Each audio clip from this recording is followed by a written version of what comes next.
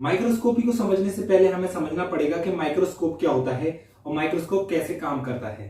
तो स्क्रीन पे आप देख सकते हैं कि माइक्रोस्कोप कैसा दिखता है।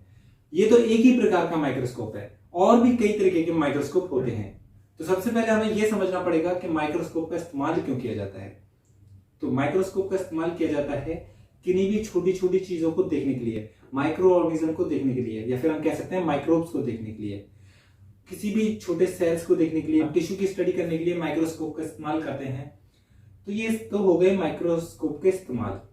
अब हम समझते हैं माइक्रोस्कोपी की डेफिनेशन क्या होती है।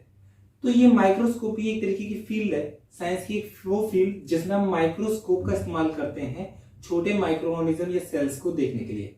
तो सिंपल सी ये डेफिनेशन है। अब हमें आगे बढ़ने से पहले कुछ छोटे छोटे टर्म्स का मतलब समझना पड़ेगा, जैसे कि रिजॉल्विंग पावर। अब रिजॉल्विंग पावर का मतलब क्या होता है?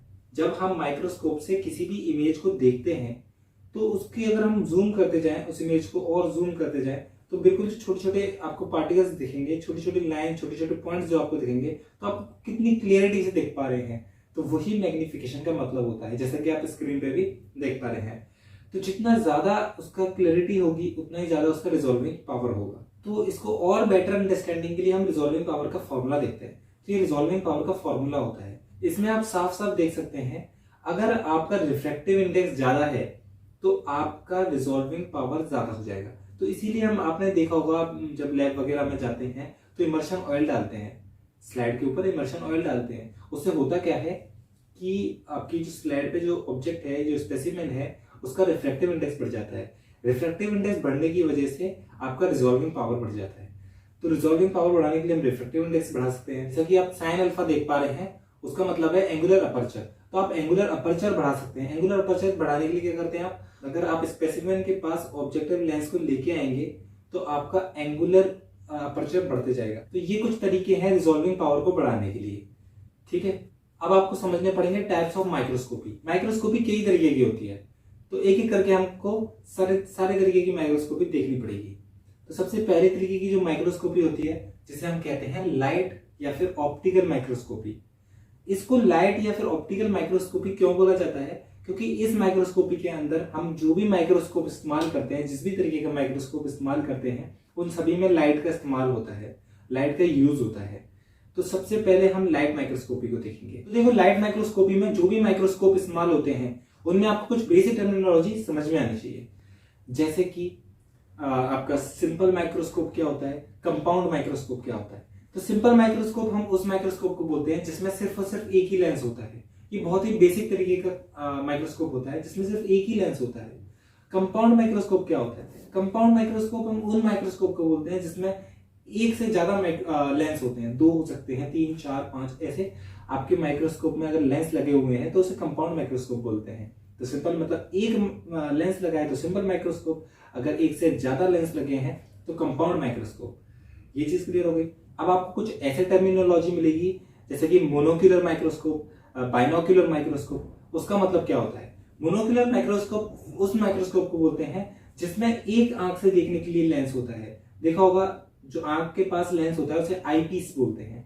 तो जिसमें सिर्फ एक आईपीस को, उसको बोलते हैं आपका मोनोक्यूलर माइक्रोस्कोप।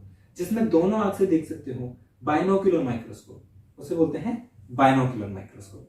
तो आप जैसे कि स्क्रीन पर देख सकते हैं मोनोक्यूलर माइक्रोस्कोप और बाइनोक्यूलर माइक्रोस्कोप। तो ये आपने लाइट माइक्रोस्कोपी को समझने के लिए कुछ बेसिक टर्म्स सीख ली।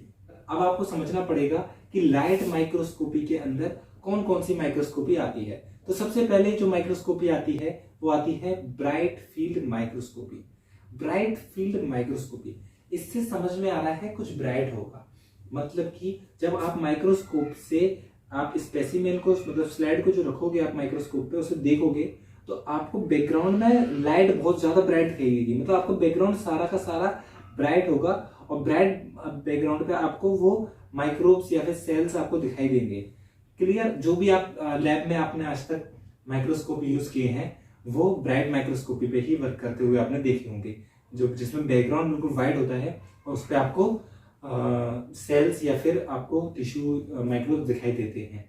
क्लियर? तो इसमें एक डिसएडवांटेज तो आपको खुद ही समझ में आ रहा होगा, अगर आपका ट्रांसपेरेंट माइक्रोब है, ट्रांसपेरेंट सेल है, तो जब आप उसे माइक्रोस्कोप पे देखोगे तो क्लियरली आप देख सकते हैं कि वो आपको दिखाई नहीं देगा।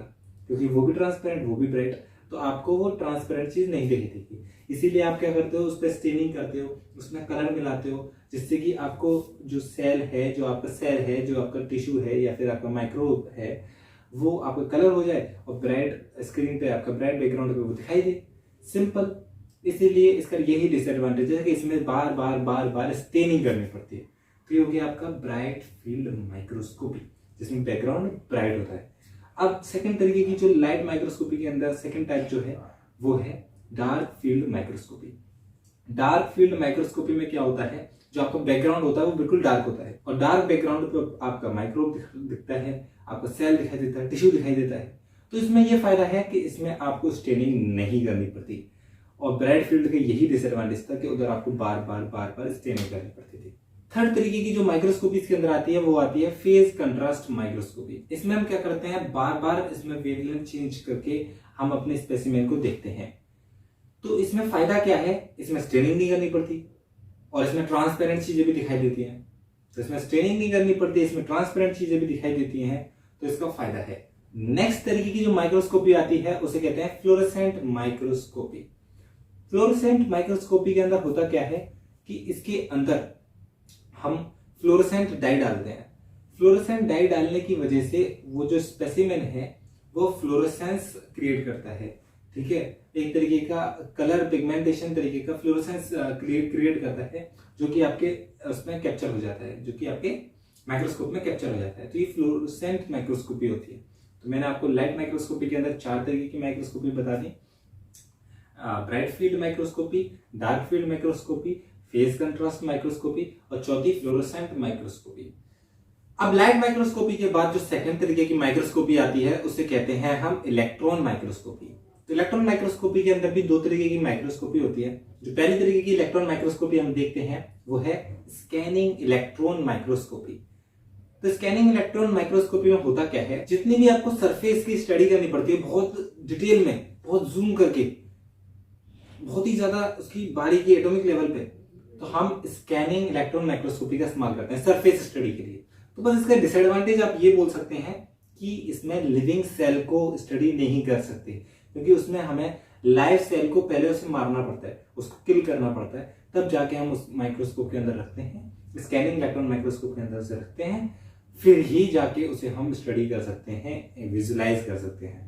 इसमें इलेक्ट्रॉन बीम का इस्तेमाल होता है, इस वजह से इसको इलेक्ट्रॉन माइक्रोस्कोपी बोला जाता है। तो इलेक्ट्रॉन माइक्रोस्कोपी के अंदर जो दूसरी माइक्रोस्कोपी आती है उसे बोलते हैं हम transmission electron microscopy. Transmission electron microscopy जो है वो काफी एडवांस तरीके की माइक्रोस्कोपी है, जिसमें आप सेल के अंदर भी देख सकते हैं, सेल की टोपोग्राफी देख सकते हैं, उसकी कंपोजिशन देख सकते हैं, मतलब उसके एटॉमिक लेवल पे आप स्टडी कर सकते हैं, मॉलिक्यूलर लेवल पे स्टडी कर सकते हैं। तो ये होता है ट्रांसमिशन इलेक्ट्रॉन माइक्रोस्कोपी। इसकी बहुत ही ज्यादा पावरफुल मैग्निफिकेशन होती है, बहुत ज्यादा रिजॉल्विंग पावर होती है as compare to light microscopy. बस इसका एक डिसएडवांटेज आपको लग सकता है कि इसमें इमेज जो है वो ब्लैक एंड व्हाइट दिखाई देती है। ठीक है, तो आपका इलेक्ट्रॉन माइक्रोस्कोपी हो गया ये। तो आपको मैंने 2 तरीके की माइक्रोस्कोपी समझा थी, लाइट माइक्रोस्कोपी, इलेक्ट्रॉन माइक्रोस्कोपी, और तीसरी तरीके की जो माइक्रोस्कोपी होती है उसे बोलते हैं हम scanning probe microscopy. Scanning probe microscopy में हम प्रोब का इस्तेमाल करते हैं स्पेसिमेन को देखने के लिए, जो कि इतना ज्यादा डिटेल में अभी हमें स्टडी नहीं करना है अपने लेवल पर। तो ये थी वीडियो आपकी माइक्रोस्कोपी के ऊपर। आई होप आपको ये वीडियो पसंद आया होगा। इसी तरीके की वीडियो देखने के लिए आप हमारे चैनल सब्सक्राइब कर दें, लाइक कर दें, इस वीडियो को शेयर कर दें अपने फ्रेंड्स के बीच, और आपको जो भी सजेशन देना है हमारे कमेंट बॉक्स में आप सजेस्ट कर सकते हैं, उस पर आपको वीडियो मिल जाएगा। तो thank you and have a nice day, bye.